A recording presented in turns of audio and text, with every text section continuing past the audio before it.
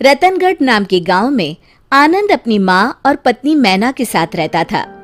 मैना देखने में बहुत खूबसूरत और व्यवहार कुशल थी, लेकिन वो अपने साथ कुछ खास दहेज लेकर नहीं लाई थी, इसलिए आनंद की माँ उसे पसंद नहीं करती थी। आनंद बेटा, मैं सोच रही हूँ तुम्हारा दूसरा लगन करा दूं। वो क्यों माँ? मैना सुंदर तो है, साथ ही सुलझी हुई लड़की है। तो उसकी बुद्धि का मुझे अचार डालना है क्या? 2-4 बर्तनों को छोड़ दो तो मायके से एक ठेला भी नहीं लाई। माँ, हमें किस चीज की कमी है? भगवान की दया से सब कुछ तो है।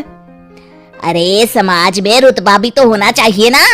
भगवती के बेटे की दुल्हन छोटा हाथी भरकर बर्तन भांडे लाखों के जेवर लाई है, और बहू देखने सुनने में भी ठीक ठाक है। होगी माँ, पर अब तो मैना ही आपकी बहू है। नहीं नहीं, मैं तो दूसरी बहू ही लाऊंगी।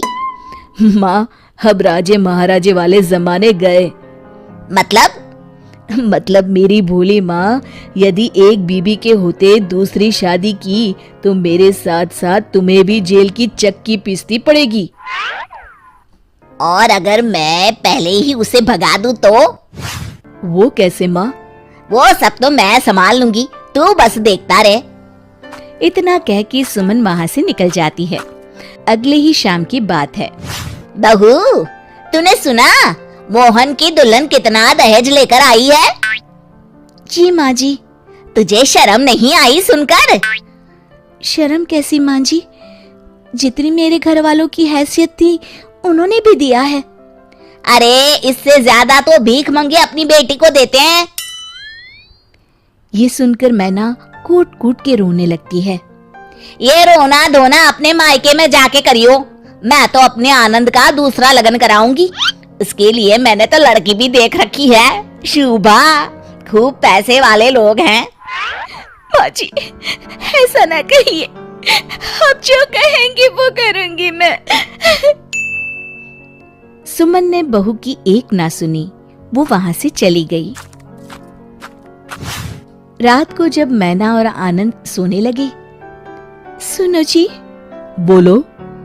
माँ जी आपके दूसरे लगन की तैयारी कर रही हैं। मैना, अभी रात बहुत हो चुकी है, सो जाओ। कल मैं माँ से बात करता हूँ। ठीक है जी, पर मैं कहीं नहीं जाने वाली, बताई दे रही हूँ। हाँ हाँ ठीक है मैना रानी। सुबह होते ही आनंद माँ के पास जाता है।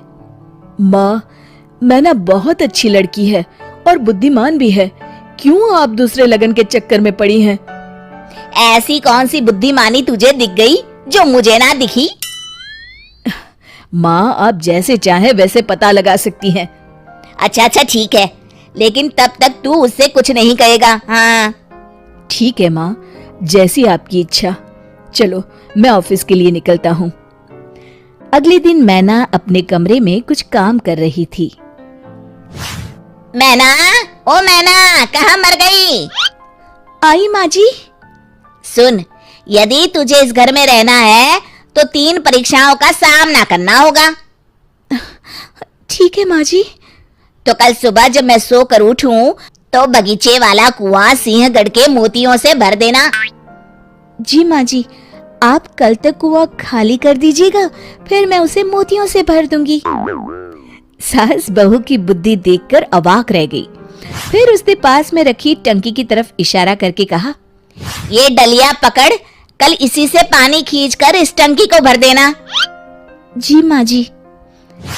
मन ही मन मैना सोचती है, मैं सोने से पहले डलिया को रस्सी बांधकर कुएं में डाल देती हूँ। सुबह तक बांस की डलिया फूलकर पानी को अपने अंदर रोकने लायक हो जाएगी। अब मैना अपने कमरे में सोने चली जाती है। सुबह जब सास सोकर उठी तो बहू ने कहा, लीजिए माँ जी, जैसा आपने कहा था मैंने टंकी भर दी है। सासू माँ भरी टंकी और डलिया में भरा पानी देखकर सब समझ गई। पहले तो उनके मुख पर मुस्कुराहट आ ही गई थी, पर फिर गुस्से में बोली, हो तो होशियार, कल के लिए तैयार रहना। मैना रानी को पूरा विश्वास था कि वो जरूर सफल होगी। दूसरे दिन सुबह आनंद काम के लिए निकला। मैना, घर में चावल का एक दाना नहीं है, तुम बाजार जाकर एक बोरी चावल ले आना जरा। जी माँ जी, पैसे दीजिए। यही तो चुनौती है, तुम्हें चावल बिना पैसे के लाना है। क्या, बिना पैसे के? हाँ, और अकेले उतनी दूर जाना ठीक नहीं है, तो तुम साथ में ये नील गाय ले जाओ। जी। और हाँ, नील गाय बेच कर मत आइयो, नहीं तो घर में पैर नहीं रखने दूंगी। नहीं बेचूंगी माँ जी, आप निश्चिंत रहें। दोपहर को मैना ने सास को आवाज दी, माँ जी लीजिए, मैं चावल की बोरी ले आई। हाय हाय, कैसे उधार लाई क्या? नहीं माँ जी, नील गाय के बाल और सींग बेचकर। सास उसकी बुद्धिमानी देखकर फिर हैरान रह गई।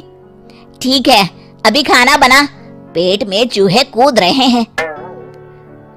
उसी दिन रात में मैना को बुलाकर सास ने कहा, सुन, कल मुझे राख की 2.5 हाथ की रस्सी बना के देना। राख की रस्सी? हाँ, सही सुना तूने, राख की रस्सी। मैना चुप रहती है। ये तेरी आखिरी परीक्षा है, अगर तू इसमें सफल होती है तो तू जो कहेगी मैं वही करूंगी। वो बिना कुछ कहे कमरे में चली जाती है। सुबह होती है और सासू माँ मन ही मन सोचती हैं, लगता है इसका कोई तोड़ नहीं मिला मैना रानी को, तभी तो सामने नहीं आई। चलो बढ़िया है, पिंड छूटा, अब मैं जाकर नहा लेती हूँ। उधर मैना ने एक बड़ी थाली में नाप कर 2.5 हाथ की रस्सी रखी और उसमें आग लगा दी, जिससे वो रस्सी राख की बन गई। जब कुसुम नहा कर आई, तभी मैना ने आकर धीरे से थाली रखते हुए कहा, माँ जी ये लीजिए राख की रस्सी। सास ने परात की तरफ देखा और मैना को गले से लगा लिया। तू तो सच में विद्वान है री, मेरे आनंद के लिए तुझसे अच्छी दुल्हन तो हो ही नहीं सकती। शिक्षा, हमें दहेज का लालच कभी नहीं